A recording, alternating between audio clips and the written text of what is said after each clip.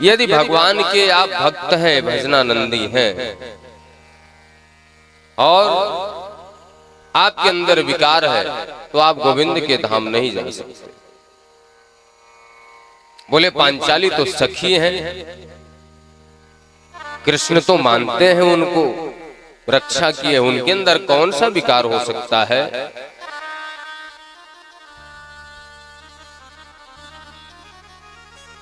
हिंदू सनातन धर्म में भी बताया गया, एक स्त्री का पति ही उसका सब कुछ होता है।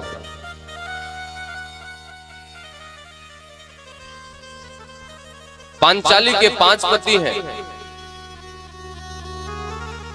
एक कन्या के मांग में सिंदूर जिसने डाला, उसका वही पति होता है।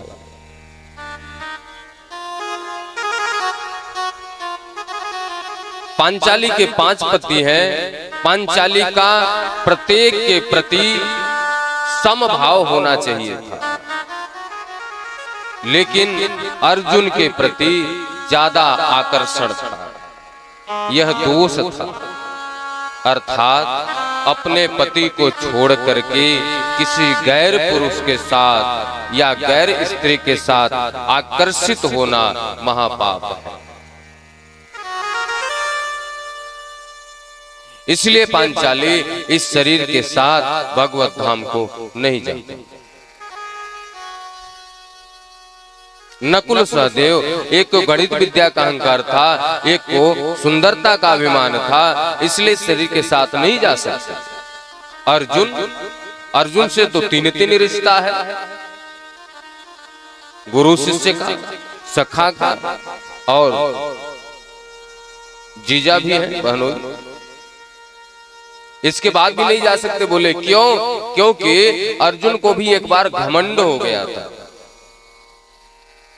ब्राह्मण पुत्रों को बचाने के लिए जब ब्राह्मण देवता अर्जुन के पास गए, तो अर्जुन ने कहा कि ब्राह्मण देवता आप चिंता मत करो, मैं कृष्ण नहीं हूँ, बलराम नहीं हूँ, प्रद्युम्न नहीं हूँ, अनिरुद्ध नहीं हूँ, अहम बा अर्जुनो, मैं अर्जुन हूँ, गांडीवधारी धनुर्धर हूँ, मैं आपके बाल को कृच्छा करूंगा।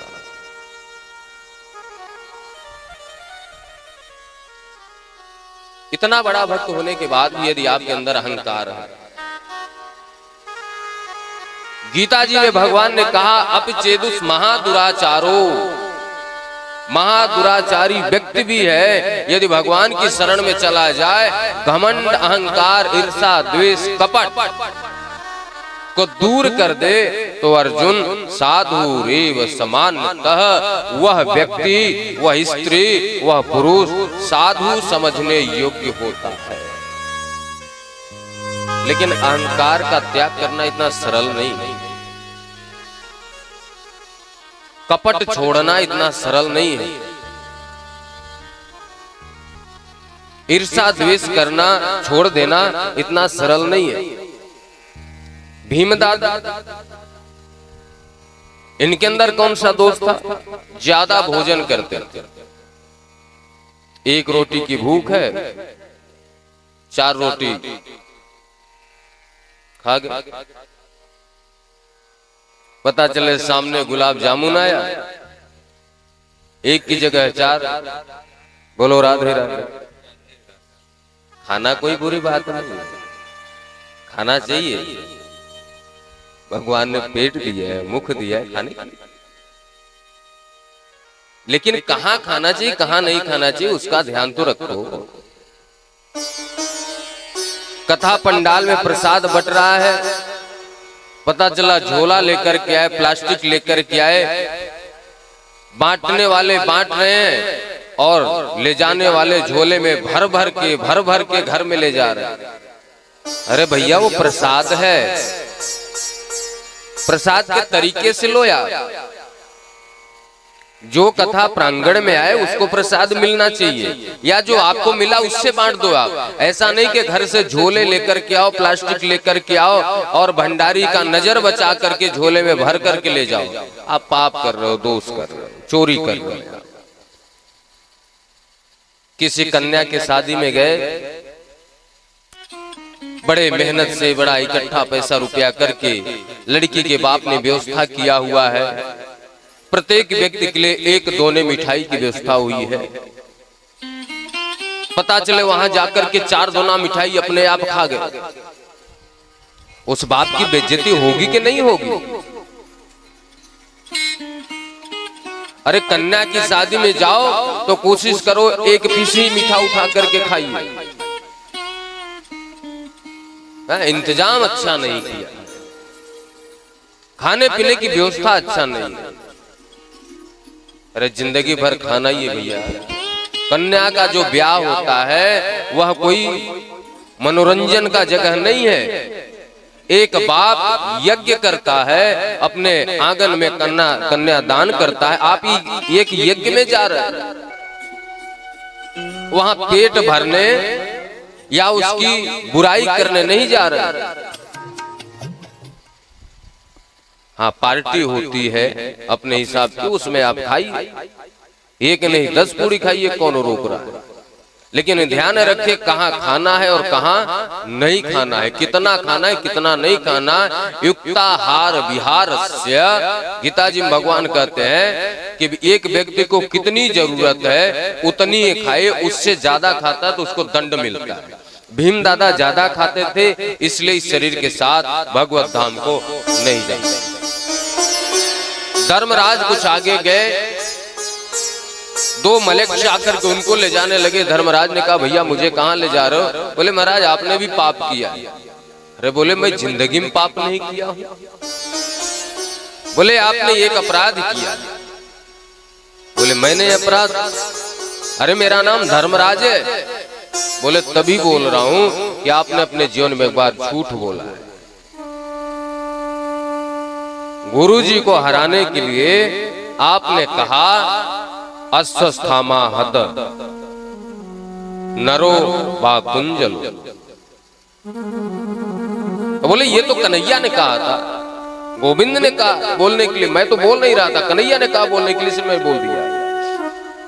कन्हैया प्रकट हो गए। बोले मैंने कब कहा भैया? अरे बोले काहे झूठ बोलते हो, 4 समाज में बेइज्जती करवा रहे हो। आपने कहा कि आगे बढ़ करके बोलो, मैंने बोल दिया। कन्हैया ने कहा कि मैंने कहा था, आप बोलिए अस्वस्थामा हत।